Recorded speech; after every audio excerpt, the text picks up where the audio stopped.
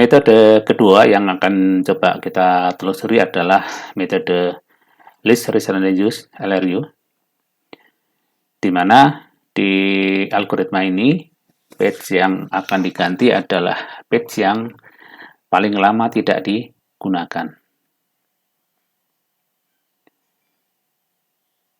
Di dalam teknisnya, untuk mengetahui suatu page itu lama atau sebentar, lama atau baru digunakannya, tentu setiap page itu ada info yang akan disimpan berkaitan dengan waktu.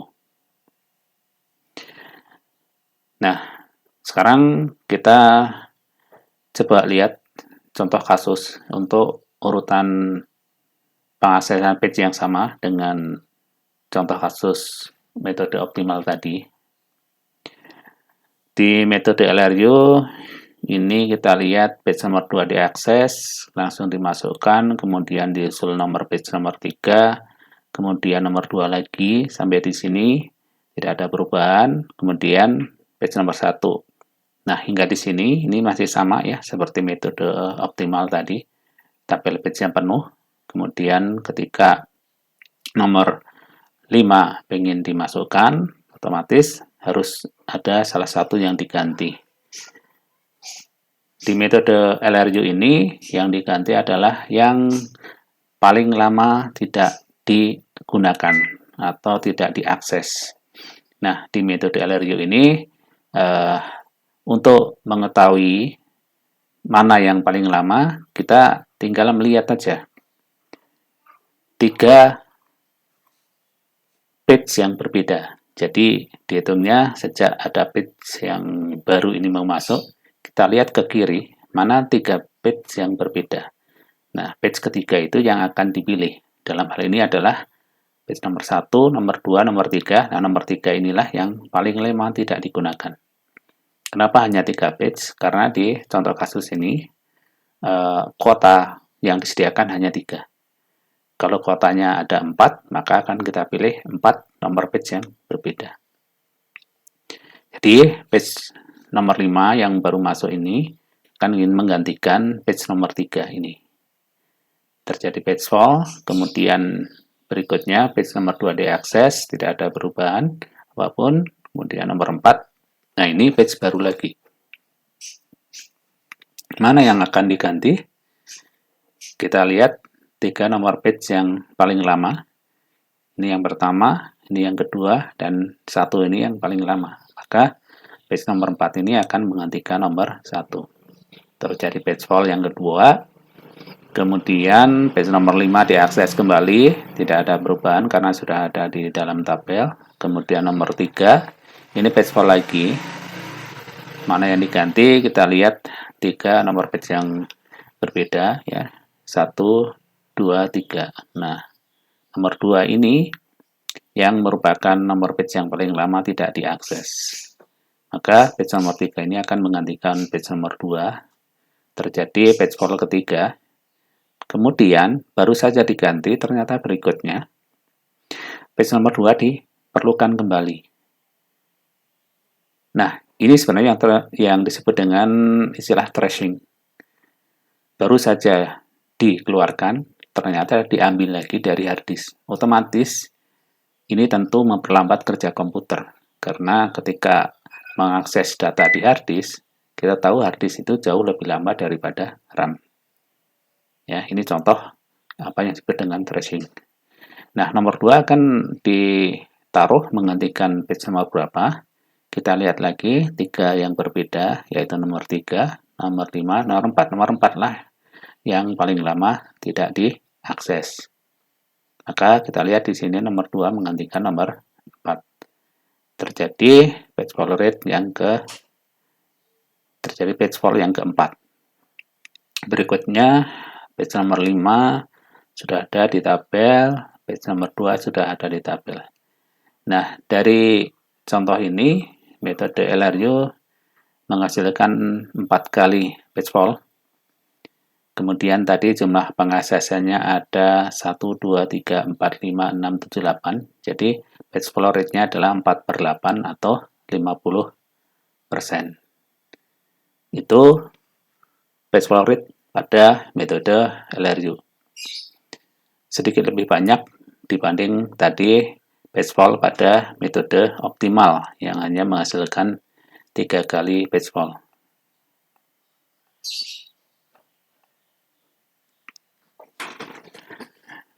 Algoritma berikutnya yang akan kita telusuri adalah algoritma FIFO. First in, first out. Di algoritma FIFO ini, page yang akan diganti adalah page yang paling lama berada di dalam memori. Untuk mengetahui yang paling lama tentunya yang catatan waktunya dia datangnya paling awal. Nah, biasanya algoritma FIFO ini adalah algoritma yang biasa digunakan oleh manusia untuk antri. Jadi, kita tentu sudah familiar bagaimana cara kerja algoritma ini. Yang paling depan, otomatis dia akan yang paling lama untuk berada di situ atau sudah antri. Itu yang akan diganti. Secara pengertian atau konsep atau cara kerja algoritma sepertinya mudah. Ya, kita bisa dengan mudah menentukan siapa yang akan diganti.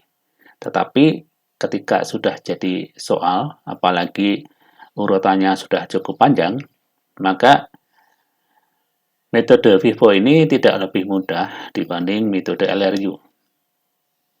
Kalau jumlah pengaksesannya sedikit, mungkin masih mudah, tetapi begitu sudah panjang, itu bisa jadi masalah tersendiri.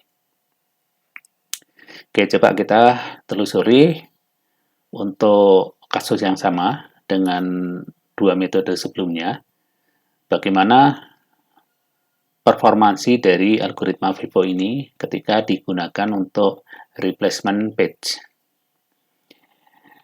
Baik, page nomor 2 masuk, 3 masuk, kemudian 2 lagi, kemudian 1 masuk. Nah, sampai di sini kuotanya penuh ya. 3 tempat sudah terisi penuh. Kemudian masuk page nomor 5. Ini yang belum ada di tabel, otomatis akan menggantikan salah satu yang sudah ada. Sehingga nanti menghasilkan page fall. Nah, dari urutan ini kita tahu bahwa yang paling duluan datang adalah page nomor 2. Maka page nomor 2 ini akan digantikan oleh page nomor 5. Nah, di sini kita lihat sekarang page nomor 2 yang barusan diganti ternyata sekarang diperlukan lagi. Sehingga menimbulkan page fall lagi. Sekarang nomor 2 ini akan menggantikan nomor berapa? Nah, ini masih mudah. Kita bisa tentukan. Kalau tadi yang pertama adalah nomor 2, sekarang yang datang kedua adalah nomor 3. Maka page nomor 2 ini akan menggantikan ya page nomor 3. Sehingga ditaruh di sini. Oke, sekarang masuk page baru, nomor 4. Nah, sekarang nomor 4 ini akan menggantikan nomor berapa? Kalau tadi, ketika page nomor 5 masuk, ini menggantikan nomor 2, page nomor 2 masuk menggantikan nomor 3, ketika page nomor 4 masuk, apakah menggantikan nomor 2? Nah, ini yang harus hati-hati. Kalau hanya melihat seperti itu, tentu salah. Ya. Kenapa? Karena ketika tadi page nomor 2 ini sudah digantikan, maka ya page nomor 2 ini digantikan, maka nomor 2 ini adalah page yang sama. Ini nomor page yang sama. Sehingga page yang paling depannya adalah nomor 1 ini. Jadi ketika page nomor 4 masuk, yang diganti paling depannya adalah nomor 1, udah bukan nomor 2. Bisa dipahami ya, sehingga nomor 4 menggantikan nomor 1 terjadi page fall.